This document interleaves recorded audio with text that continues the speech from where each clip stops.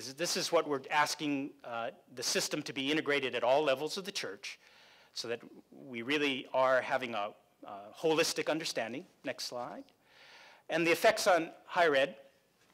The steering committee's plan will call for a greater sense of integration and cooperation between all the divisions of GBHEM. Now, the very fact that we separate between higher ed and division of ministry is a problem. If you see the holistic system that we're asking for, there's going to have to be greater collaboration between the divisions even for working together. And what it's going to involve is the cross-functional teams that ordained ministry has already established across the entire board. We're going to have to see leadership in a much more comprehensive way as our working together. There will be a need to partnership with GBOD as children, youth, and young adult ministries become integrated into a leader development process. Now, I want to talk a little bit about that. Dr. Del Pino and Dr. Greenwald had worked out, I think it was last quadrennium, a plan for this already. They had already foreseen this coming. And they had developed a kind of working document that handed it off to the Council of Bishops. And it fell through the cracks at the council level is what our analysis is. Not to be, we're really trying to remake ourselves though. I mean, at this time it just got lost somewhere. And I'm going to bring this back to them. But they had already foreseen this between the two agencies. And if we had furthered that agenda, we would have been ahead of the curve from right now. All right? We'll have to work, we as a higher ed group will have to work with our constituencies, seminaries, boards of ordained ministry, campus ministries, to usher in a new model of an iterative development with each other. Because this won't go anywhere if we silo ourselves off from our separate entities systematically. All right? Just some quick thoughts. Such changes will call for a new way that higher ed organizes and interrelates to each other and the general church. The integrated process would need to be modeled at the national level to be shared with every level of the church. And here we might do some system analysis about what not to do right or wrong in this kind of perspective. And this might involve a move away from a program model to one of coordination and alignment at the general church level.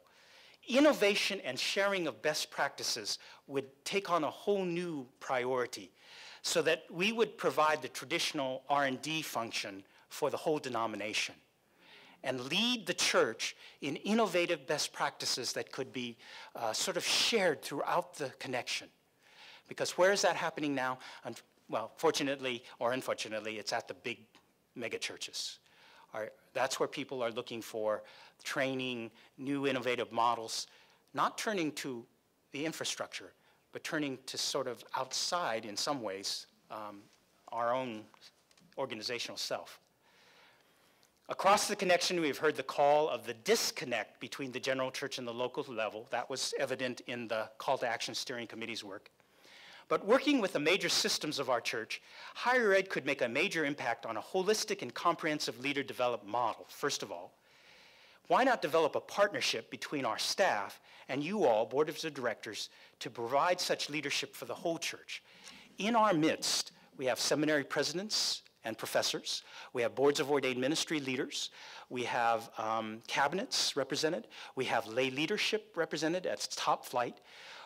We're the working sort of team that could take this across the connection and sort of hawk it for the church itself. If we can develop this integrated model, we would be the legs to take it into the annual conferences and beyond. And that's one of the proposals that I want you to chew on a little bit. Finally, I think this is the last.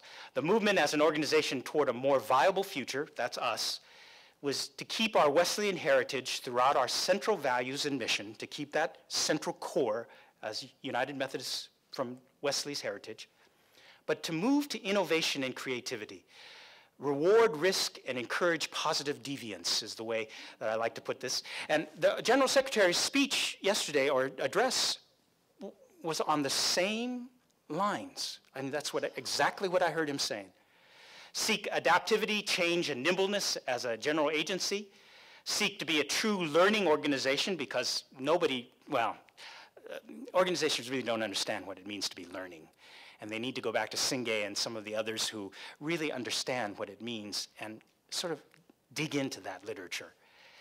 And then lead with boldness and vision is my clarion call. We can't be meek at this time. That this board has to go out with an AU type of vision and make that come to a reality for the general church.